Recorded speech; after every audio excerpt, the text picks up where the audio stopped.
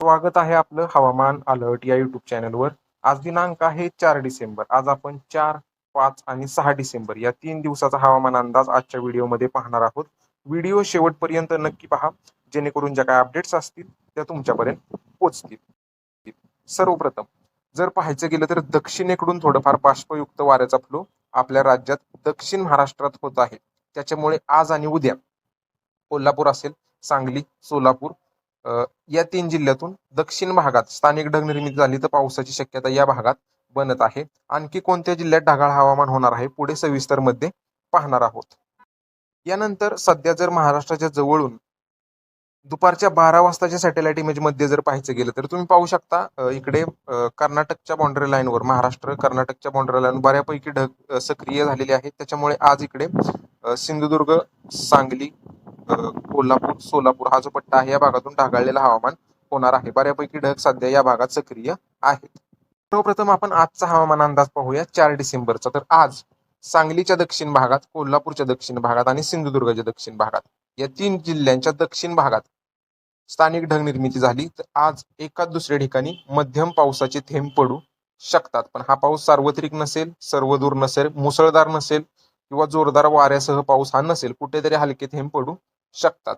उर्वरित सोलापूर, सातारा, रत्नागिरी या जिल्ह्यातून अंशतः ढगाळलेलं हवामान तुम्हाला आज पाहायला मिळेल. उर्वरित राहिलेले जे सर्व जिल्हे आहेत कोणत्याच भागात कोणतीच ऍक्टिव्हिटी आज दिसणार नाहीये. उद्या 5 डिसेंबरला काय परिस्थिती राहील तर सोलापूरचे दक्षिण भाग, इकडे सांगली दक्षिण भाग, कोल्हापूर, सिंधुदुर्ग दक्षिण भाग या जिल्ह्यांच्या दक्षिण भागात ढगाळलेलं हवामान उद्या सुद्धा सक्रिय राहील आणि स्थानिक ढग निर्माण झाले तर उद्या सुद्धा कुठेतरी हलके मध्यम थेंब पडण्याचा अंदाज उद्यासाठी राहील.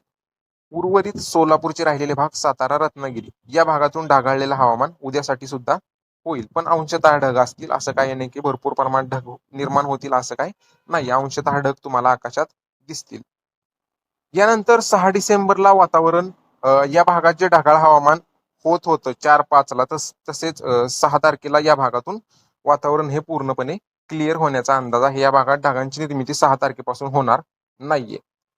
बाकी थंडीबाबत जर पाहायचं गेलं तर या भागात सोलापूर, सातारा, सांगली, रत्नागिरी, कोल्हापूर, सिंधुदुर्ग हा जो पट्टा आहे आज आणि उद्या 4 आणि 5 डिसेंबर जरा थंडी कमी राहील. थंडीचं प्रमाण कमी होईल असं काही नाही की थंडी पूर्णपणे जाईल. थंडीचं प्रमाण थोडंफार कमी दिसून येईल. राहिलेल्या जिल्ह्यातून काही फरक पडणार नाहीये. या भागातून जशी थंडी आहे तशीच या भागातून सक्रिय राहणार आहे. उर्वरित मागे आपण बऱ्याच व्हिडिओमध्ये सांगत आलेलो आहे 9-10 तारखेपासून विदर्भातून थंडी वाढत जाणार आहे.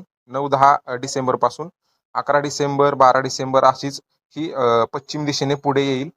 त्याच्यामुळे 9 डिसेंबर पासून ते जवळजवळ 15 डिसेंबर पर्यंत राज्यात थंडीची लाट दिसत आहे. त्याच्यामुळे लोकांनी, शेतकऱ्यांनी पिकांची काळजी आणि जनावरांची काळजी घ्यावी.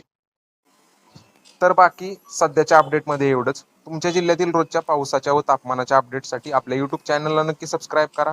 हा व्हिडिओ शेतकरी मित्रांना नक्की पाठवा, जेणेकरून ही जी अपडेट आहे ती त्यांच्यापर्यंत पोहोचेल. सध्याच्या अपडेटमध्ये एवढंच. धन्यवाद.